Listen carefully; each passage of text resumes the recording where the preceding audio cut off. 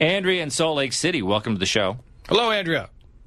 Hey, guys. Hi, Andrea. Yeah, Kevin, not to pick on you, but I think your count's off. Isn't reason number 99 that Trump won is because L.A. recognized Stormy Daniels? So I think this is number 100, right? Okay, 100. Sorry, correction. Yes. Oh, yes. Correction from Andrea. What city was it? Los Angeles, or it was West Hollywood.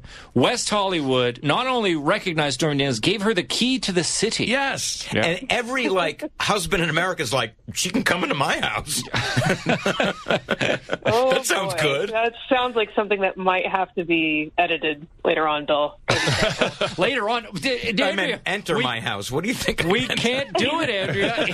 It's radio. Well, whatever. I mean, Okay. it's a podcast that we all listen to. Yes. Review. Do you find the tired of being fat and ugly just be ugly? Should it be taken down? No, it shouldn't be. I mean, if you're fat, that's an objective truth. If you're ugly, well, that gets into more subjective territory. So if you think that lowly of yourself, then, going to a gym or gym advertising should be not at the top of your to-do list. Yeah, and he, like you said, it was an attention grabber. We posted it on the site. And looks like why it's hilarious. Oh, look at this guy, Michael. Why it's hilarious. I'm both fat and ugly. And he laughed. He has a sense of humor. Yeah.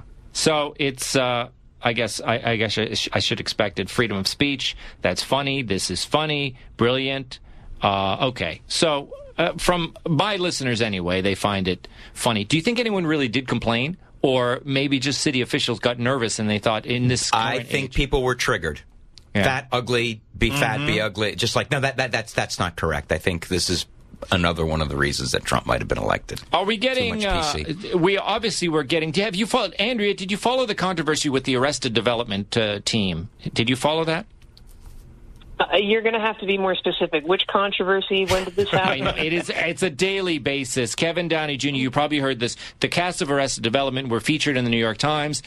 Jeffrey Tambor, who was fired from the show Transparent, he is on the show. Apparently, he yelled at the, was it Lisa Ann Warren? Is that her name? Jessica Walter. Jessica Walter, yeah, I forget. So Jessica You're thinking Walter. of Leslie Ann Warren. I think she's dead. That's right, Leslie Ann Warren. Different, yes. So And not a Jessica moment Walter too soon. she suffered verbal abuse from Jeffrey Tambor, or that's the word they used anyway. He certainly was mean to her. He yelled at her, whatever. So it happened. So she was upset about that. They were all talking about it, and I guess the cast kind of came to his defense and say, we all get angry sometimes. Oh boy, did the blank hit the blank? Okay. People had to apologize and everything else. It's is this the case of? Just give me your take on it, Kevin. You know what? I wasn't there. Did he say, "Oh, come on, learn your lines," or did he say, "Why you?" We don't know. You fat, ugly. We don't know. That's the funny thing is that everyone on social media seems to know, and they say this is abusive. And I had a woman use the word. I was looking on Twitter at this story. Someone was using the word mourning, like MOURNE. I was thinking mourning. What's being mourned? I don't understand what's happening. Someone got yelled at. Now, this was on the set of Arrested Development or Transparent? Arrested Development, Okay. because but I guess it was a subject of discussion because Jeffrey Tambor was on that other show and was accused of being... Yeah, it was accused of being, which to me sounded completely Fellini-esque. Some guy, his size, he's got to be 6'3", dressed as a woman, berating somebody or harassing someone sexually. Man, I just got a whole 8.5 clown thing going on. I don't know what happened. I mean, no one seems to know he denies that that there was any sexual abuse, but he did say I did yell at people. He's been kind of a meanie, I guess. Very difficult to deal with. And now he's moved on to Arrested Development, and he's continuing the tirade. Yeah, but okay. I think this is a case of because it was a couple of guys. So you heard it talk, and then when what was the name of the guy? Who's the Jason Bateman, right? Jason Bateman, who is a hilarious guy, and he wasn't being hilarious here. He was defending people in show business, and he was explaining that he was trying to explain to the group that in show business people lose their temper sometimes. It's part of a temperamental artistic persona or whatever. Okay. Now, a lot of people thought that was mansplaining. Today, he came out and he apologized for mansplaining. Oh, my God. Yeah. He said that he did mansplain, and he's learned his lesson, and now he's going to be a better listener. Is every He's man going in to America develop a afraid? twitch. He's going to get like a nervous tick because of all this, like, having to correct himself. Yes. Maybe let's bring in Andrea. Every man in America is afraid. Like, let's face it. But should they be?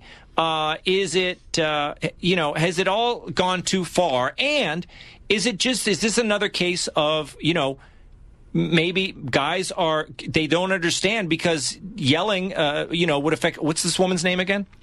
Jessica Walter. Is it possible, Andrea, that Jessica Walter is she's affected more by yelling, and so for her it is abuse, whereas it wouldn't be for someone like Jason Bateman, Andrea?